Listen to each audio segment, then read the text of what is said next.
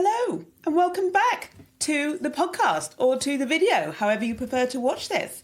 So today we're going to talk about how to speak up in meetings.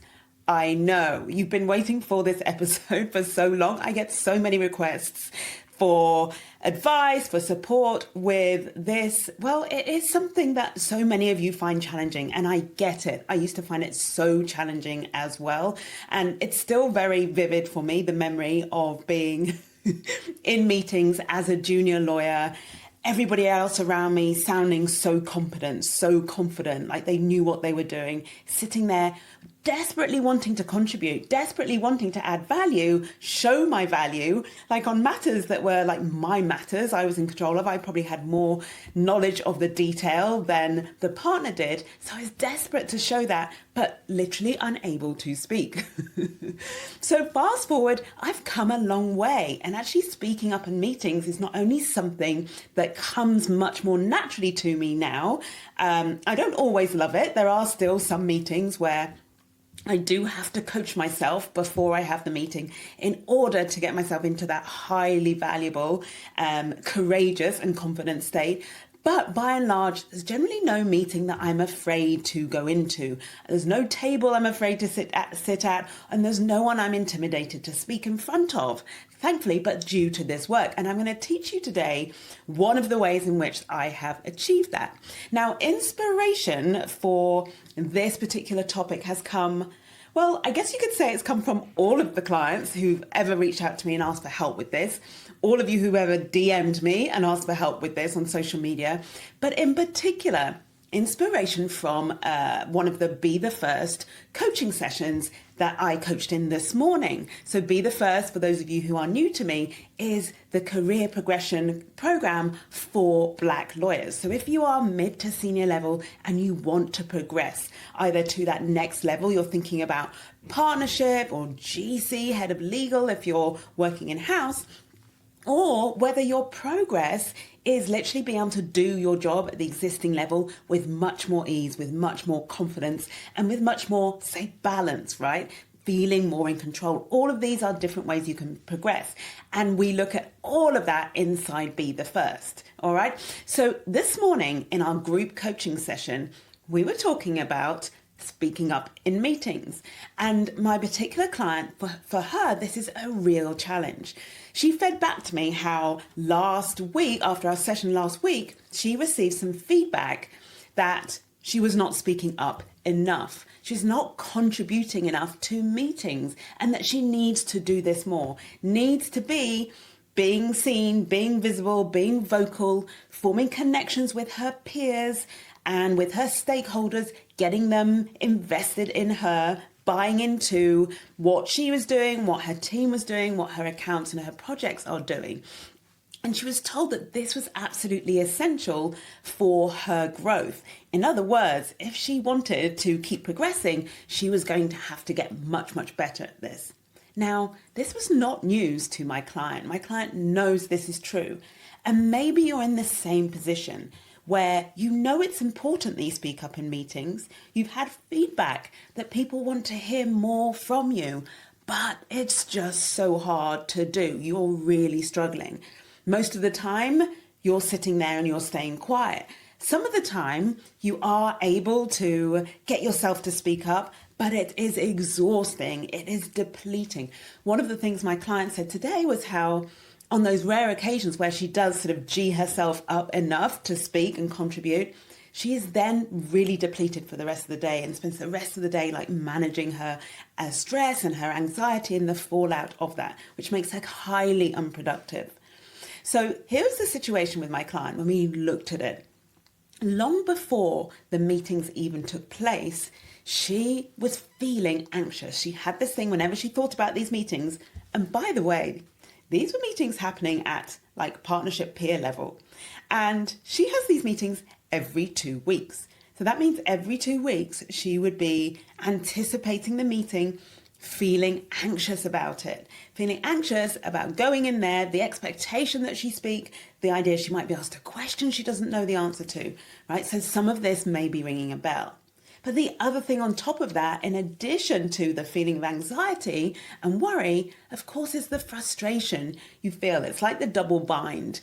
It's the frustration of knowing you've got a seat at the table.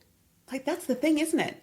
How many times we talk about, or do you hear people talk about, like, you need to get a seat at the table? What if you've got a seat at the table, but you're not using it? You have that awareness that you're not seizing the opportunity that that presents. You're not advocating for yourself or for your team, right? So that is like a double bind. So when we've got you feeling anxious before going to a meeting, when we've got you feeling frustrated because you know you have like an opportunity to showcase value and to advocate and you're not doing it, here's what happens. You sit there in meetings, and this was my client's experience. She was sharing with me exactly what it's like for her. She goes quiet. She doesn't contribute or communicate. In effect, she shuts down, and she told me how she could feel herself getting smaller and smaller in these meetings. And of course, because of the anxiety and the worry in her body, and then the thoughts in her brain about the fact, like, I'm not speaking up, I'm going quiet, they're all speaking, they're all confident, they all know much more than me. All of that noise in her brain, and means she isn't able to even listen well. And it's very hard to contribute to a conversation, to add value to a conversation when you're not listening well. So not listening well, not advocating for herself or for her team. And what do you think the results are? Well, maybe you know, because this is your experience. You know that every time there's a meeting like that, you have missed an opportunity. You're not adding value. You're not getting the buy-in from your peers. You're not building the relationships that come from interacting and connecting and engaging with people, right? And I've already mentioned the double bind of beating yourself up for not adding value. What's worse is all of that compounds and just repeats itself in a negative cycle. Because, of course, you then have to anticipate the next meeting, the anxiety comes back, all the feelings come back, and it all happens all over again. Now, one of the observations that my client made was that these meetings they're high-level meetings. There are lots of very vocal, very confident people in the room. And the nature of those meetings, it's like the culture of those sessions is that everybody talks like confidently, kind of over each other, arguing for their point. She described it as a battle, a battle, very adversarial, and just something that she just didn't want any part of, right? The whole style and nature of these meetings, and you may have had this experience where you're in a room and you're like, but these guys, everyone's just trying to talk at the same time and prove themselves right. And that's just not me. I don't want to have to fight for airtime like that. I don't want to have to engage and join in with that style of debating that feels like a battle, back and forth, back and forth. This was my client. And so she just resigned herself to the mismatch. This is a mismatch. I can't be authentic here. This is never going to be an arena that I feel comfortable enough to speak up. So it was resignation. Somebody did throw her a lifeline, though. So one of her mentors, her managers, had said to her, look, maybe based on your feedback, there is room for us to have a look at how these meetings are run. Have a look at what it requires, what we're requiring of you, even at a senior level. Yes, you're a senior level, but like maybe we should think about the environment that we create or the culture or the tone that we set in these meetings that make your experience of it, this is the manager speaking to my client, feel so alienating, right? You feel like it's a battle, you're going into battle. Maybe we should look at that. And the thing is, for my client, this was just music to her ears. And her brain went to a place where I know my brain goes sometimes, and I bet your brain goes as well, where you think, yes, if we can just change the circumstances. Right, so if we can just change the nature of the meeting, if we can change the way these meetings are conducted, if we can change the tone and the culture and make everybody speak to each other nicely and politely, let everyone finish their sentences, not have it where people have to fight for airtime, not have it where you have to argue your corner and have somebody disagree and you have to argue it again and keep coming back. Like maybe we could just make the whole thing a lot softer and more comfortable. So my client was quite excited about this. But here's the problem with that approach and with any situation where what you really want is for the circumstances outside of you to change. The problem is if you are depending on the circumstances outside of you to change, you have no power or control in that situation. You don't have the ability to create that change yourself while you're giving up on your opportunity to create that situation yourself by saying, okay, well, hopefully the situation will change and then I will be fine. Then I'll be better. Then I'll be able to speak up in meetings. So I want to just stop you there and ask you if your thoughts about your meetings, the nature of meetings, or it could be the culture even of your team or your organization, if they are coming up like you have similar thoughts, similar expectations, hopes, or dreams that the culture or the people around you will change. Now, let's be clear. I am not saying, and I don't want you to take away from this, that there aren't scenarios or tones or cultures going on and being experienced in organizations and in meetings that don't need changing. For sure they are. What I don't want is for your success, your ability to show your value, your ability to grow and to develop your leadership skills and to progress within your industry. I don't want that to depend on a whole set of circumstances that are outside of your control changing. So for my client, she was kind of presented with a choice: either sit and wait for the culture of the meetings to change, and so therefore keep going to these meetings but stay quiet, or find a way, see if she could find something in herself, a way for her to show up more strongly, more confidently, more comfortably in these meetings.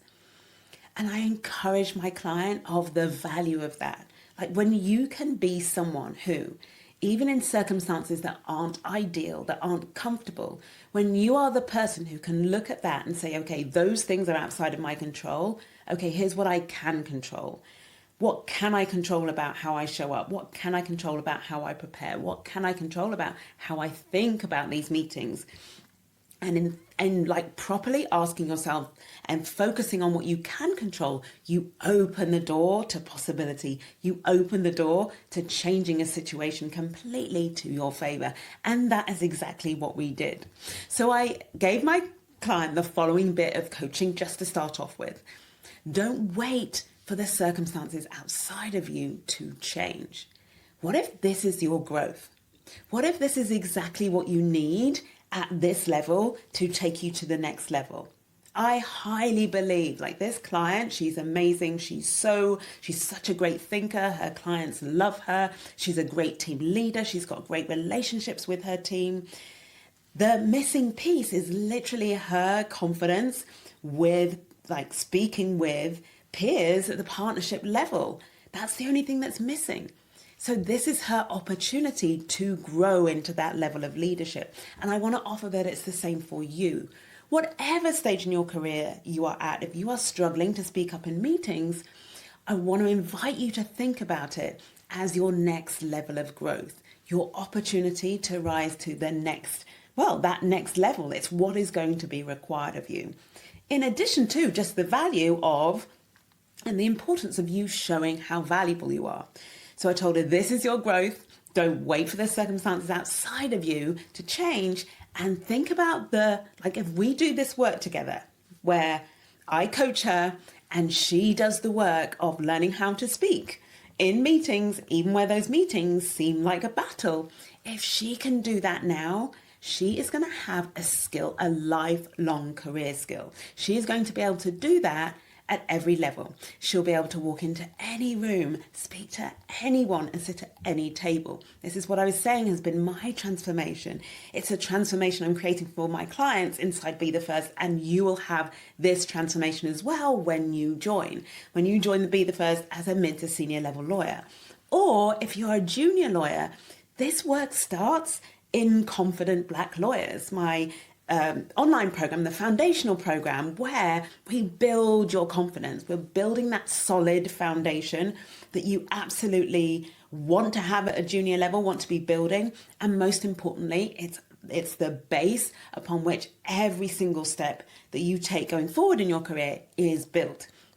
So this is important work, my friend, and your willingness to do this work, to work on overcoming the fear, the anxiety, the stress, the worry, the discomfort, all of those things when my clients experience, all of those things may be your experience. If you're willing to work to overcome that, then you have a skill for life. It's so powerful. And not just in the office, by the way. It's also extremely powerful and useful outside of the office in the real world. Okay, so just getting my clients buy-in on how powerful she still was in this situation, her ability to change things for herself and not wait, getting her buy-in to that was step number one. And I want to offer that to you as well. Step number two was we took a step back and we looked at my client, who she is when she's not in those meetings. So when she is in the office doing her day-to-day work with her team, and also when she's at home with her friends and family. And guess what that revealed? It turns out my client has an amazing relationship with her team, speaks up all of the time in team meetings.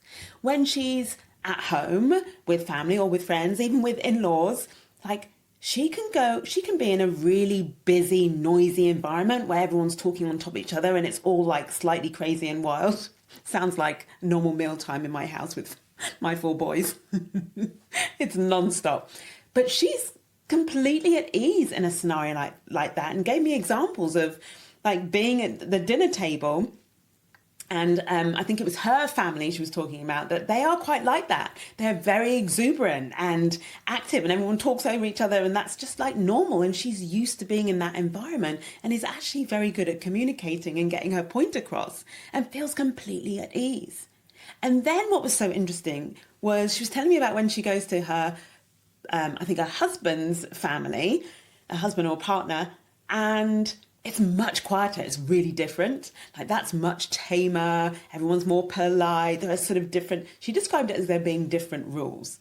So what was revealed were 3 different scenarios. So 1 in work with her team, and then 2 outside of work, where my client was just at ease, basically in any environment. She literally said to me, well, I'm good either way. Either I'm in the really noisy, chaotic back and forth environment, or I'm in the really calm one where it's all very quiet and please and thank you and silences. She's like, I'm good in either one. And I'm like, exactly. Do you realize, my client hadn't seen this. She, not only does she have the capability to speak up in an environment where lots of people are speaking at the same time, lots of people sound confident. Not only does she have that skill, she also has the much more valuable superpower of being able to feel comfortable, at ease, slip into the mood and the tone of any type of meeting. It could be a really quiet one where it's more formal and sedate. It could be a really noisy one where it's lively and combative. And she was good either way. They were her exact words. Isn't that fascinating? So the scenario of her being in these meetings at work and feeling that she can't speak, and the nature of the meeting was keeping her from, that was a problem for her, and that's why she wasn't able to speak up and share her value, was actually a story she was holding on to. It was just a set of thoughts that she had, a way of seeing herself in that room that just didn't match who she was. And we have and had and found so much evidence to sustain that, to support that. And here's what then came out of this conversation. I asked her why. What was it about being outside of the office, or being not in those meetings, so being in a team meeting, or being in a noisy environment at home, or being in a quiet, sedate environment elsewhere? What was it about those situations that was so different to her being in one of these peer meetings? She said to me this: I feel safe. I feel safe in those rooms, in those meetings. Isn't that interesting? I want to stop there for a minute and get you to think about that for yourself. So many of you tell me, and I had this come up on a consultation recently. So just so you know, if you are a mid to senior level black lawyer and you're thinking about joining Be the First, you can book these free consultations with me where we talk about where you are and what might be the next step in your career. And I show you we talk through whether Be the First is the right program for you. So if that is something you're thinking about right now, make sure you book a consult with me. I will put the link in the show notes if you're listening to this on the podcast, or in the notes that come with the video if you're watching this on YouTube. So make sure you do book in for a consult, especially if speaking up in meetings has been a sticking point for you in your career. This is one of many things that we work on, just as I'm explaining and giving the example of my client, where we get you there. I get you to have a light bulb moments over things that you think you cannot change. All right, so back to my client saying she feels safe in these other environments. For those of you, and I know this is a lot of you, where, for example, you're only networking with people who look like you. One of the things I teach you in Be the First is how to network with people who are different to you. If you're going to progress in this industry, you absolutely cannot rely solely on networking with people who look like you, are the same as you. It's wonderful. It's complementary. You will get so much support. You'll get mentorship. You'll get advice, but it will not get you promoted. Actually, the people who are making decisions on whether you are promoted, the people who are making decisions about the allocation of work, most of them, because you are a black lawyer, you work in a largely white world, most of the people who are making those decisions are different to you. They don't look like you. So it's very important that part of your networking or building relationships, you develop that skill of being in rooms surrounded by people who are different to you. And that could be, as in my client's example, different in their, not just potentially in their ethnicity, but also in their communication style. Apparently different to you, but also, of course, like their ethnicity might be different. There's any number of things that you may feel as you look around the room, like, I don't belong, I'm the only one. And what we want is the skill of being able to transcend that. So back to safety then. That can be one of the things you're telling yourself as a reason why you can't get ahead. It's not safe. They're not creating safety for me. So having identified, and by the way, these were my client's words. My client's was able, I didn't put these words in her mouth, even though it is what I teach. Like, I knew this is where we were going to go. That is the value of my experience of a coach and coaching like hundreds, thousands of hours on these topics, on these career progression issues, right? I knew that this is where we're leading. She feels safe in those other environments, whereas she didn't feel safe in the environment at work where she was struggling. And of course, then it makes sense. It all came really clear. I showed my client, like, we talked about, okay, what's going on with regards to those meetings. She told me she was not ever preparing for them. She was just dreading them, feeling anxious, and then showing up. So not preparing. She was telling herself that she had the least amount of knowledge in the room. She was questioning whether she adds value every time. What's my value? I don't have anything to add. She was telling herself she doesn't know what to expect from these meetings. The meetings are unpredictable.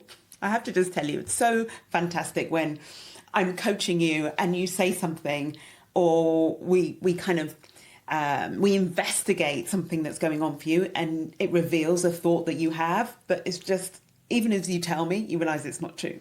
So one of these, just to pause there, one of the thoughts like, oh, these meetings, I don't know what to expect, they're unpredictable. That's just not true at all. My client named 2 types of meeting. There's only ever 2 types of meeting. One type of meeting where, like, the floor is open for everybody to just contribute and share what they want to bring to the meeting. Or a second type of meeting where somebody more senior comes and says, this is what I want us to talk about. There are only ever 2 types of meeting. And my client's been going to these meetings for 3 years. So I said to her, you know exactly what to expect from these meetings. Your meetings are entirely predictable. And we had a good laugh at that because look at what her brain had been doing, telling her she doesn't know what to expect. It's all unpredictable.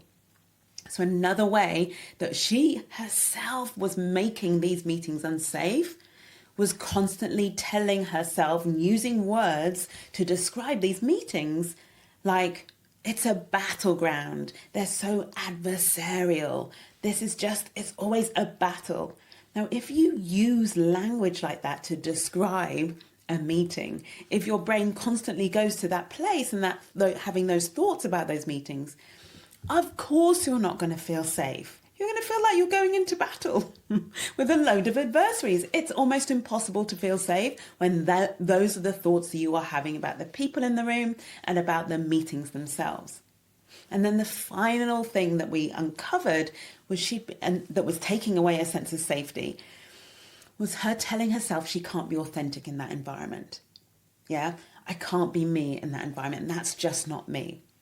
And what I offered her, what I showed her, was that actually, when she's feeling the most safe, so outside in other meetings, outside the office, when she was feeling safe, the authentic her was the one doing loads of talking, engaging with the conversation, talking over people sometimes, right? That was the authentic version of her, not the one that sits in the meeting quiet, small, afraid to speak, desperate for the meeting to end. So that was fascinating. And I want to offer that as a reflection point for you as you listen to the rest of this podcast. Like, when you are sitting in the meeting and you are like a shadow of your normal self, you're not speaking up, you are like praying for the meeting to end, hoping you don't have to say anything, like that is not the authentic version of you. The authentic version of you is the one who's outside sitting at a family dinner table and able to speak really easily and offer your opinion and disagree with somebody else and have someone disagree with you and that be okay. You then lean in and try to convince them and make a better case for your argument. That's the authentic you. Yeah. And that version of you, that's the one we want to get back. That's the one that has the most value to add. That's the one we want to invite into these meetings, take with you into these meetings. So I'm going to tell you how to do that, just as I told my client. So it's clear, right, from all those examples of how, like, the reasons why she wasn't feeling safe and her not feeling safe being the reasons why she wasn't speaking up. So the coaching I gave her was, first of all, to process the emotions, right, that she was feeling right now about those meetings. So the discomfort. Like, I never want you to just rush straight to the solution and ignore the fact that you could be feeling very anxious about something, very nervous, very uncomfortable. It's not about dwelling in those emotions. What we want to do is stay with them for long enough for them to feel acknowledged so that they then will leave your body and you can then show up from a more empowered place, right? So if you're feeling anxious every time, it's important to acknowledge that you're feeling anxious. Like, literally, and I do this sometimes, I'm like, yeah, I'm feeling anxious right now. I can feel it in the pit of my stomach. It feels like a knot. Actually, sometimes it feels like a stone. I can feel I'm a little bit shaky. So me just acknowledging that with myself quietly is so good. It actually calms me down. It actually helps me to feel less anxious. I'm not just trying to ignore it and white knuckle my way through it. So processing your emotions, just paying attention to them, being aware, acknowledging them. And I also like to add the sort of discomfort of those emotions. What I want to add is it's going to be uncomfortable anyway. Like, going into a meeting, this is something my client realized, sitting in the meeting, not saying something, not being herself, that was like even more uncomfortable than being there and speaking up and feeling self-conscious and worrying about what she was saying. So what if it was that? What if it was discomfort either way? So I just want to offer you that when we think about the emotions around, when we think about the emotions that come up around speaking up in meetings, I want to offer you two things. One, the reason why you then sit there not saying anything is because you want to avoid the discomfort. You want to feel more comfortable. Your brain thinks, okay, if I make myself small and I don't say anything, then I can get back to comfort.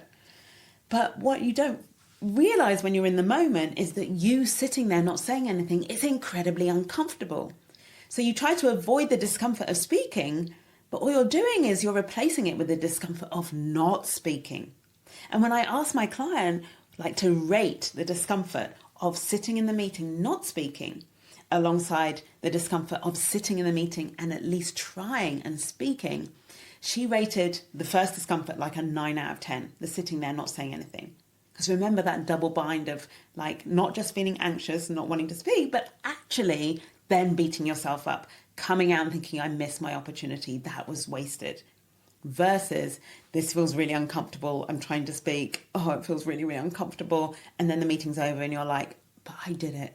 I did speak up. I tried it. I did contribute something. Yeah, so she rated that much lower on the discomfort scale. So interesting. What if, when it comes to managing, if you're really stuck in the emotion of feeling anxious, feeling stressed about speaking, what if you reminded yourself that you're not actually choosing between being uncomfortable and being comfortable, you're just choosing between two types of discomfort. Now, some of you might find this a little bit challenging and confronting to lean into that. I actually find that really helpful because it stops me looking for a comfortable way out. Because there is no comfortable way out. Either I leave the meeting feeling slightly upbeat because I did actually say something. It's yes, I did it. Or I leave the meeting feeling terrible because I didn't speak and feeling bad about myself and then being even more anxious the next time. Yeah. So if there's discomfort either way, I want to offer that you choose the discomfort that serves you, and offer that to my client as well. So here comes to the crux and the key message I want you to take away. It's so important. It's so powerful. And when you are willing to adopt this as a belief and as a set of actions that you then do, there will be no stopping you, my friend. You will be able to be the first, you will be the first because you'll be able to be the only one in any room, and it will never be a problem. You will never need that room to change for you in order for you to succeed. And here's how you do it. Are you ready? You create your own safety. Create your own safety. If there's ever a meeting that you are anticipating or you are in and you feel anxious, you don't want to speak, you want to curl up and make yourself small, what you want to do in these rooms is create your own safety. Now remember, when I told you about my client, how she was making those meetings unsafe for her, it came from the thoughts she was having about those meetings, right? So therefore, by contrast, in order to create your own safety, all that you need to do is be really intentional about the thoughts that you choose to think about yourself in the room, about the room itself, and about the other people in the room as well. So instead of choosing thoughts that make you feel terrified and intimidated, you want to choose thoughts that are empowering for you. Thoughts about you that speak to how much value you bring to the room.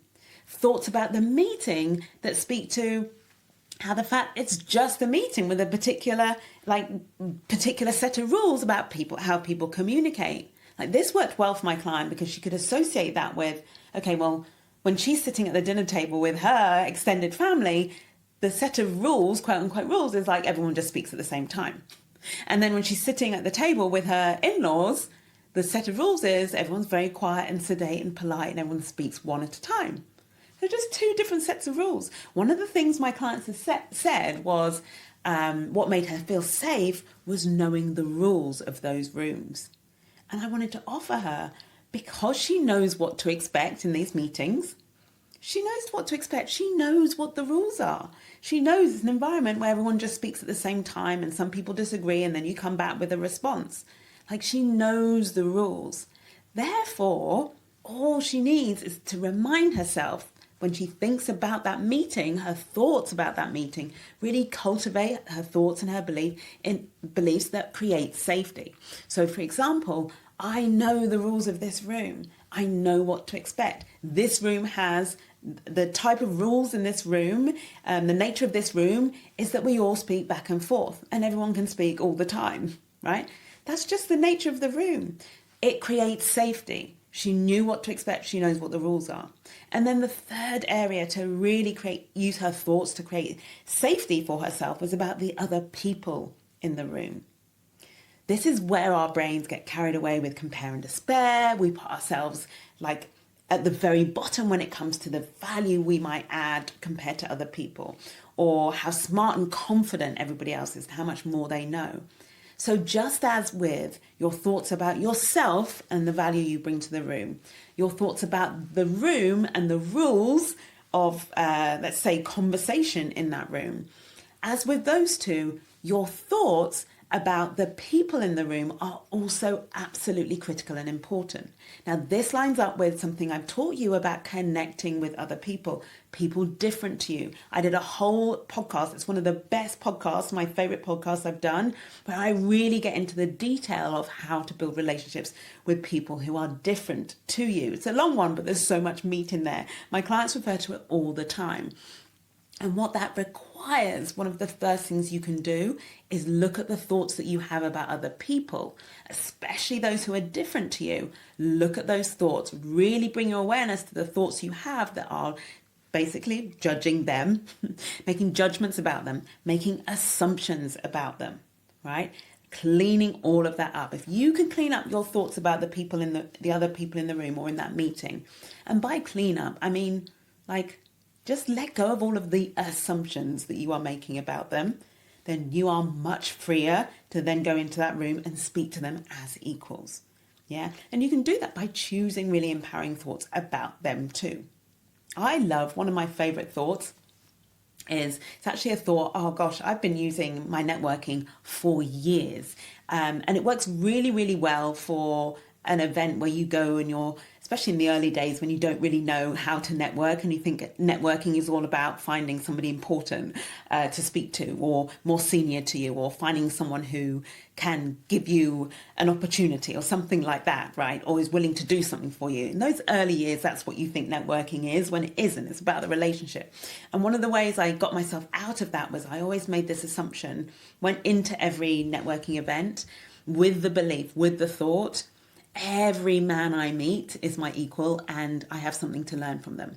So I say every man because it's taken from a quote. I think it's a Thoreau quote, I think so, or an Emerson quote. I'm not sure, but it's from a quote. I need to check up on that. I haven't looked at it for ages. And the point is not that it's a he or a she or whatever. The point is I'm just going to assume I've got something to learn from everybody I meet.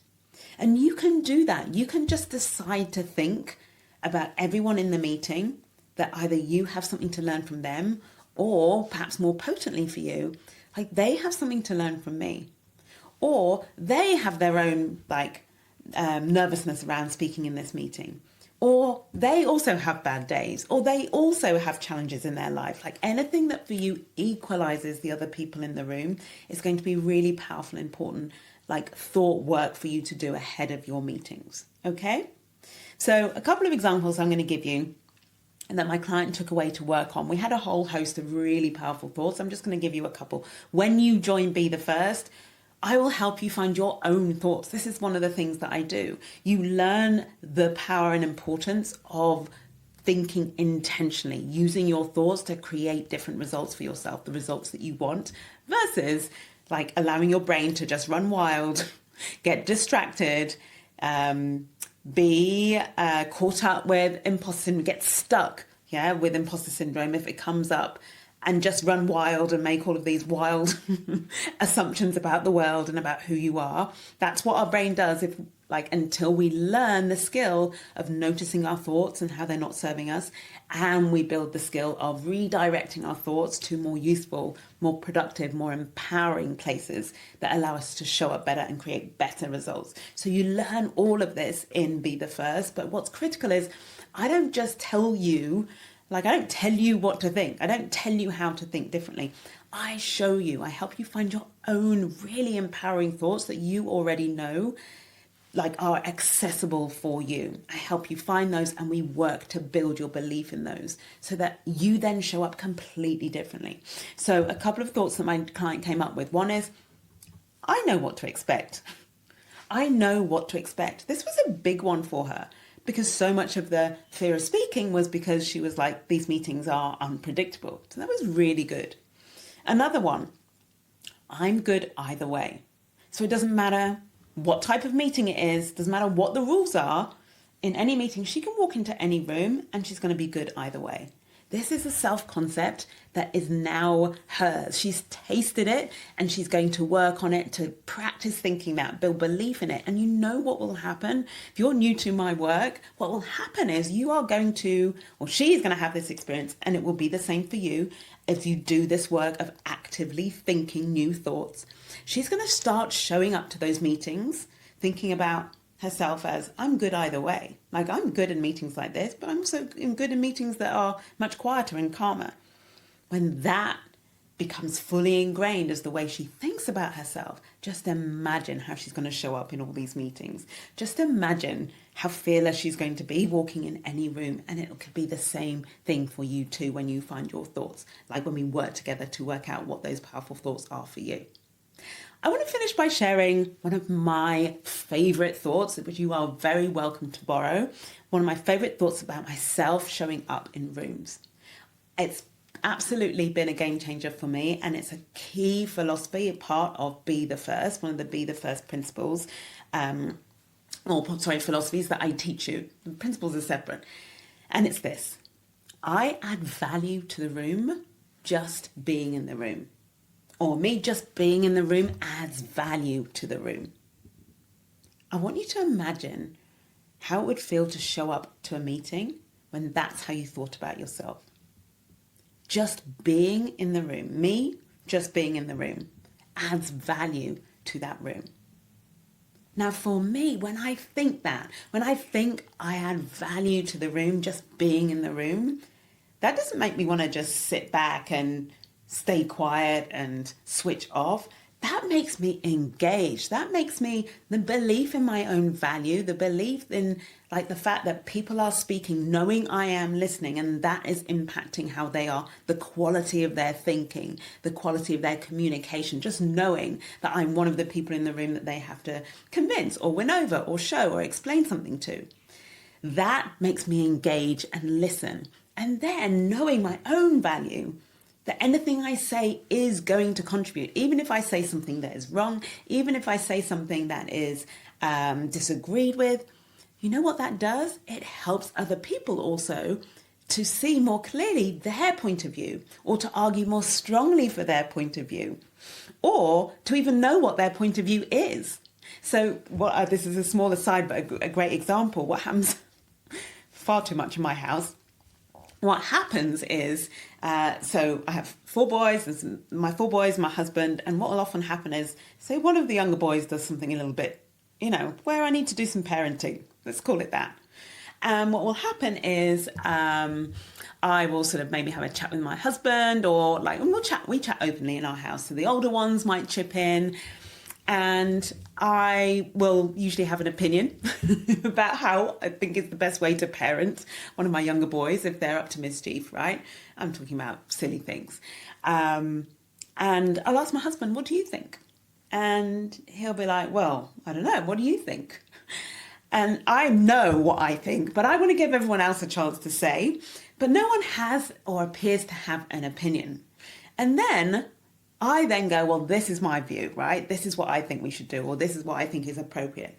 And as soon as I say what I think, everybody else around the table who 3 seconds ago had no opinion, didn't know what they thought, suddenly they have found their voice, right? Suddenly they have an idea of what they think, and it's either in agreement with me or it's in disagreement with me. Now, I'm not going to tell you how many times that somebody around my table takes a stance just to take the opposite view to me. That's for another podcast. But what is interesting about that is how valuable is that? If I had not offered an opinion at all, then we'd all be sitting there around the table with no opinion. But actually, me contributing my idea, my thoughts to the conversation added value, not just the value of those ideas and those thoughts, but the value it created in the other person's brain by getting them to think about whether they agree with me or disagree with me. Yeah?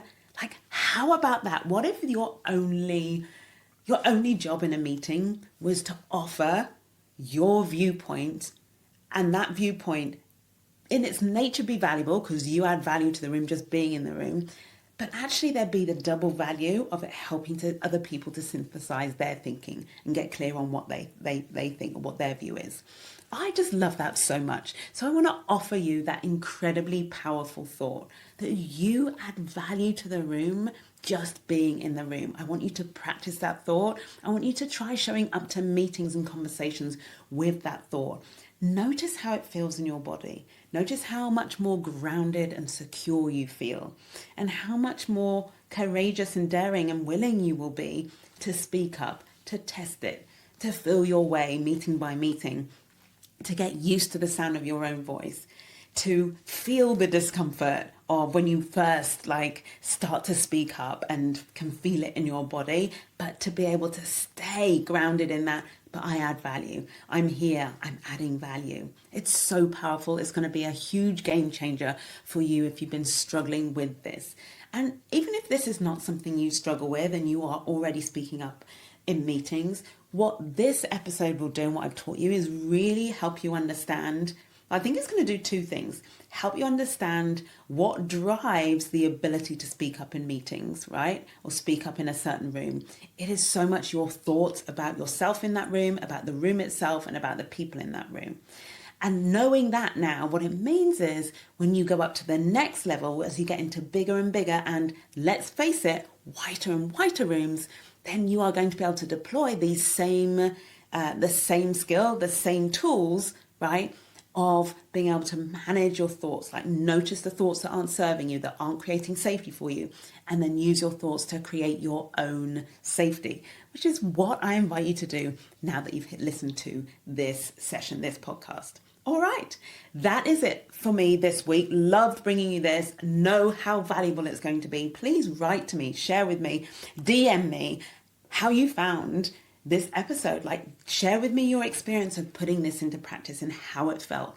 And remember, we want to repeat this work. Don't go out and do it once and then be like, oh, it didn't work. I tried it. It was horrible. Don't do that. Join Be the First. Let me coach you through it. That is one of the key bits of value of this program. It's not just okay, here's what I recommend you do. It is, I keep you on track. I help you go out and do it. When you go out and do it and you get feedback and you have had an experience, I coach you on what comes up along the way. That's what I mean by that expression. I coach you when you've done it once and it felt terrible and you don't want to do it again. It's not going to feel terrible. But let's say you've speaking up for the first time and you feel uncomfortable. That's the beautiful thing about being in my coaching program. You bring that back to the room and it's of so much value. Remember, you add value to the room just being in the room. It's of so much value to everyone else in the group, and you will also get value from their contribution to share. I tried this, I applied it. Here's what happened. Here's how I felt. Here's how it was hard. Yeah? And then I can coach you to go out and do it again until it becomes the point where you are just the person who speaks up in meetings. You can walk into any room. You can sit at any table. You'll always be able to take the opportunity of being able to speak and advocate for yourself, for your team, for whatever it is, whatever your cause is. All right? It's been a pleasure. As always, I'll be back next week. I haven't decided what I'm going to teach you next week. Let's wait and see. But for now, that's it. I will see you next time. Have a beautiful rest of the week. Bye for now.